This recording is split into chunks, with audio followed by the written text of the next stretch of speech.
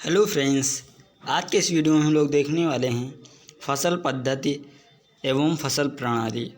तो यहाँ से यूपी कैटेड बीएचयू में इसके एग्जाम्पल पूछे जाते हैं या मिक्सड कल्चर की डिफिनेशन दी जाती है और उसमें डिफिनेशन का जो ऑप्शन दे दिए जाते हैं कि ये परिभाषा किसकी है।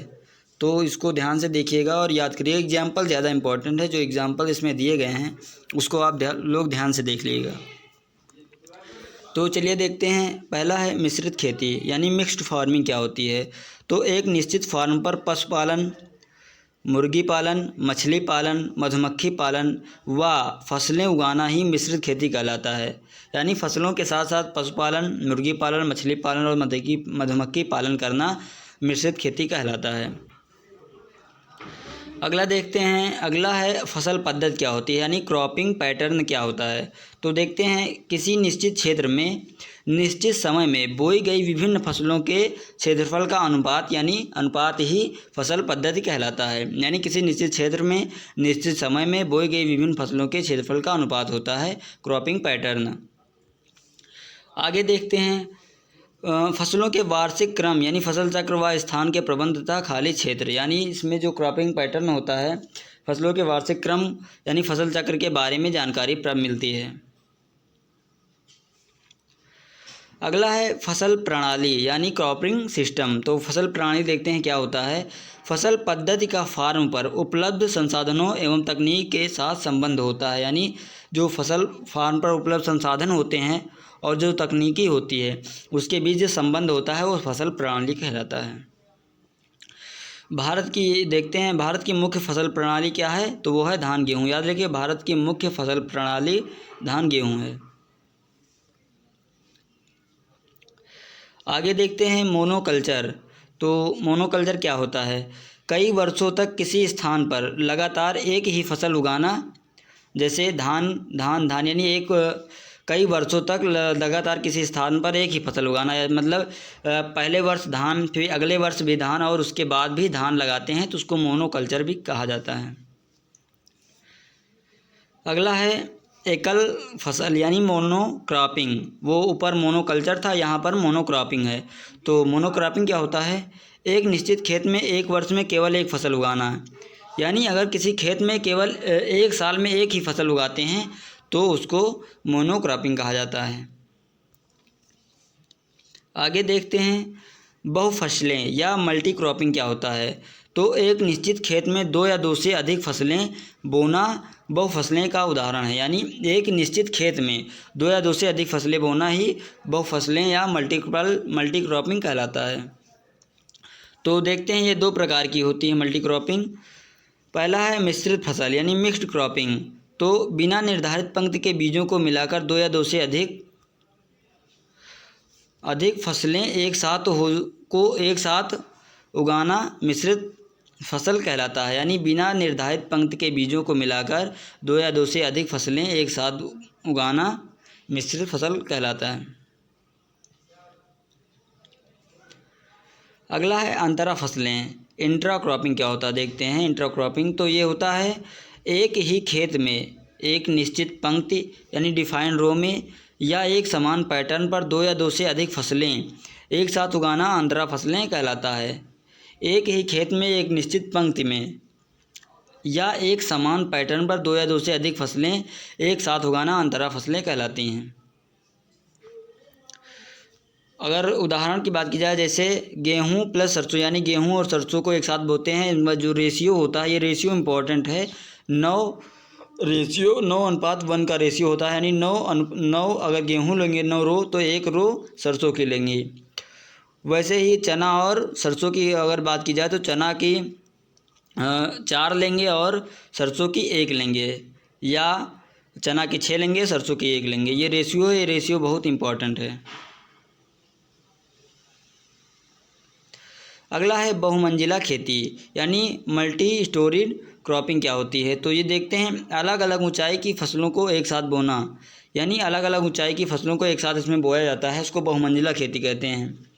जैसे चाय के बगीचों में छायादार वृक्ष लगाए जाते हैं, तो वो होते हैं बहुमंजिला खेती का उदाहरण है।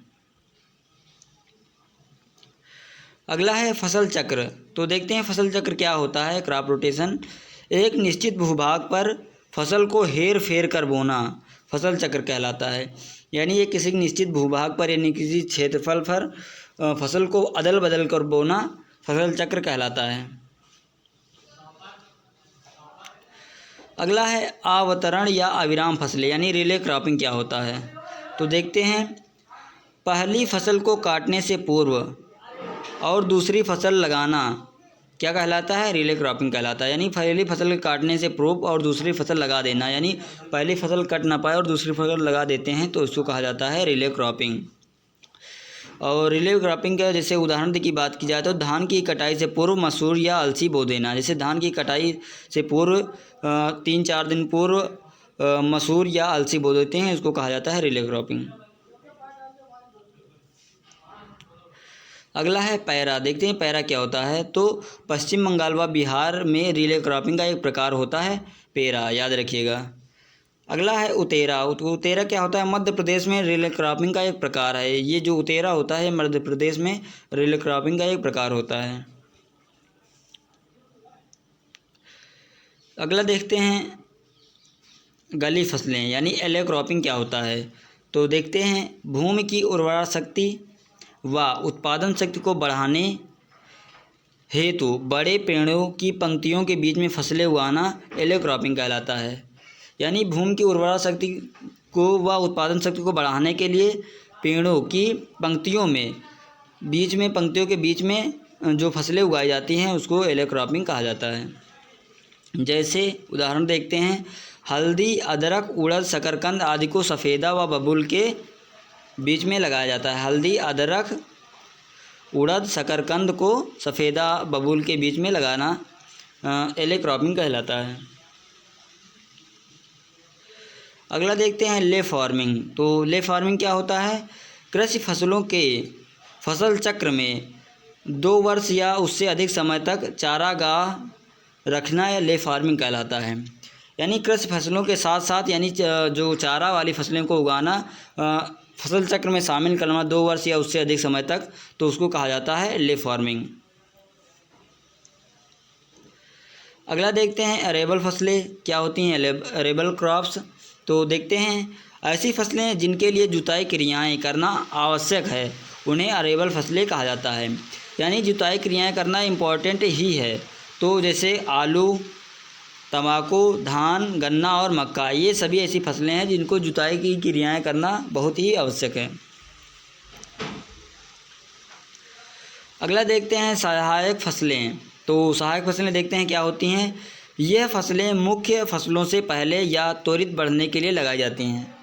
तो देखते हैं जो सहायक फसलें होती हैं ये मुख्य फसल से पहले बढ़ने के लिए, त्वरित बढ़ने के लिए लगाई जाती हैं सहायक फसलें।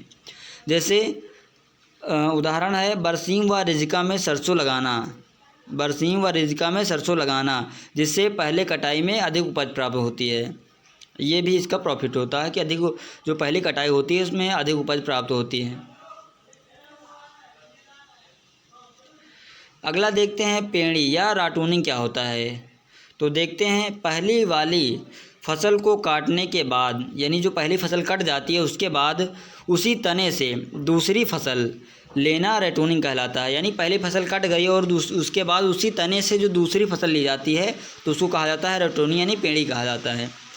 यह क्रिया घास एवं गन्ना में करते हैं। यानी गन्ना एवं घास में यह क्रिया ज़्यादातर की जाती है रेटूनिंग। अगला देखते हैं नकदी फसलें यानी कैश क्रॉप क्या होती हैं, नकदी फसलें। इसके भी एग्जाम्पल अधिकतर एग्जाम में पूछे जाते हैं तो इनको ध्यान से देखिएगा। नकदी फसलों को एग्जाम्पल हैं जैसे आलू, गन्ना, कपास, तंबाकू, कॉफ़ी, चाय आदि को नकदी फसलें कहते हैं। यानी ये सभी फसलें नकदी फसलें कहलाती हैं क्योंकि इन फसलों के प्रति इकाई क्षेत्रफल से अधिक मूल्य प्राप्त होता है। यानी इकाई एरिया से, इकाई क्षेत्रफल से अधिक उपज प्राप्त होता है नकदी फसलों से। और इसके उदाहरण ज़रूर याद रखिएगा। अगला देखते हैं कैच क्रॉप। तो देखते हैं कैच क्रॉप क्या होती हैं। जब मुख्य फसल उगाना संभव नहीं हो रहा, यानी जब मुख्य फसल उगाई नहीं जा रही हो, तब छोटी अवधि की जल्दी पकने वाली फसलें बोना ही कैच क्रॉप या अल्पावधि फसल कहलाता है। यानी जब मुख्य फसल नष्ट हो जाए या उगाना संभव नहीं हो पा रहा हो तो छोटी अवधि वाली यानी कम समय वाली फसलें उगाते हैं, इसको कहा जाता है कैच क्रॉप।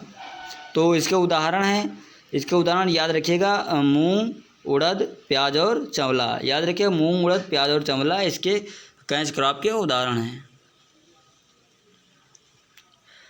अगला देखते हैं पलवार यानी मल्च या कवर क्रॉप्स किन्हें कहा जाता है। कवर क्रॉप्स क्या होती हैं?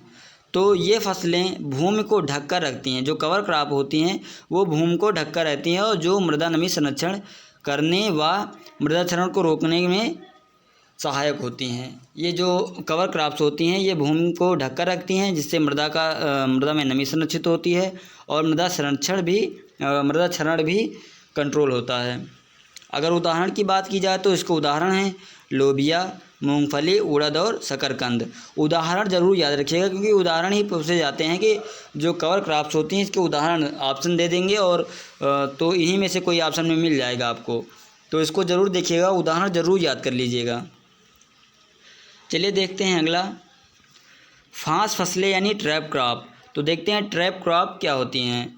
ये फसलें मुख्यतः फसल की बाउंड्री पर लगाई जाती है। जो याद रखिए, जो ट्रैप क्रॉप होती हैं वो फसल की बाउंड्री पर लगाई जाती हैं, जो कीटों व बीमारियों को अंदर आने से रोकती हैं। यानी ये कीटों और बीमारियों को खेत के अंदर आने नहीं देती हैं, इसीलिए इनको बाउंड्री पर लगाया जाता है।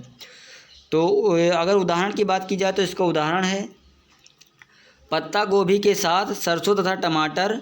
यानी पत्ता गोभी के साथ सरसों, पत्ता गोभी के चारों तरफ सरसों या टमाटर व भिंडी के साथ हजारा की खेती की जाती है।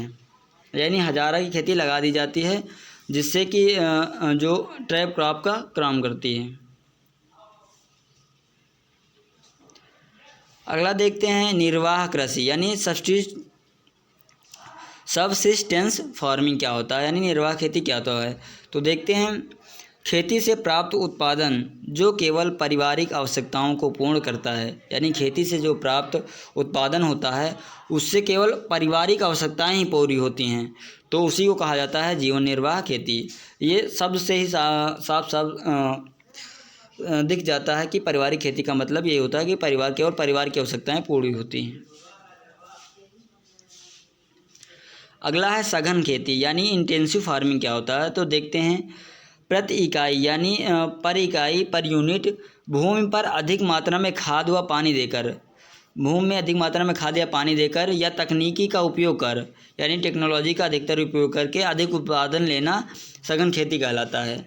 फिर से देखते हैं, प्रति इकाई क्षेत्रफल पर अधिक मात्रा में खाद या पानी देकर या टेक्नोलॉजी को अडॉप्ट कर अधिक उत्पादन लेना सघन खेती कहलाता है।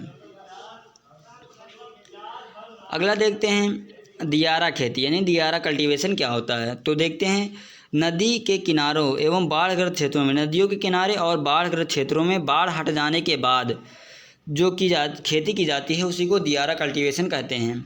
ये भी कई बार एग्जाम में पूछा गया है। दियारा कल्टीवेशन की डिफिनेशन दी जाती है और उसमें ऑप्शन में दे दिया जाता है ये कौन सी खेती है।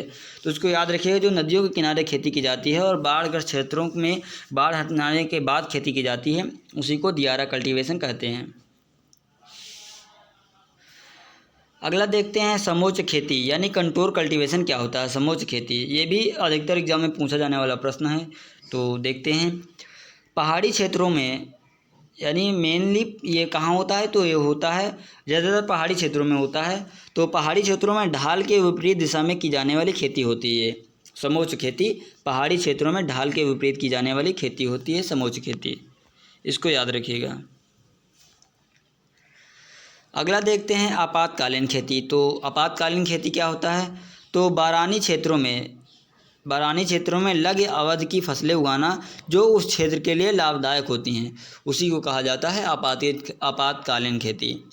बारानी क्षेत्रों में लघु अवधि की फसलें उगाना उस क्षेत्र के लिए लाभदायक होती हैं और इन्हीं को आपातकालीन खेती कहा जाता है। आगे देखते हैं, कुछ टर्म हैं जो मैंने इंक्लूड किए हैं, इनको भी देख लेते हैं। तो उनालू क्या होता है। उनालू तो फसलें जिनकी अक्टूबर में बुआई ऐसी फसलें जिनकी अक्टूबर में बुआई होती है और मार्च अप्रैल में काट लेते हैं उनको, तो उनको कहा जाता है उनालू फसलें। जैसे कि उनालू होता है ऐसी फसलें जिनकी अक्टूबर में बुआई करते हैं और मार्च अप्रैल में काट लेते हैं, उसको उनालू कहा जाता है। और एग्जाम्पल की बात की जाए तो जैसे हैं रबी फसलें, गेहूँ, जौ, सरसों, चना, तो एग्जाम्पल में रबी फसलें आती हैं। अगला है स्यालू या सावनी। तो देखते हैं स्यालू या सावनी क्या होता है। ऐसी फसलें जिनकी जो बुआई होती है वो जून जुलाई में की जाती है, बुआई जून जुलाई में, और जो कटाई होती है वो सितंबर अक्टूबर में की जाती है, तो उसको कहा जाता है स्यालू या सावनी।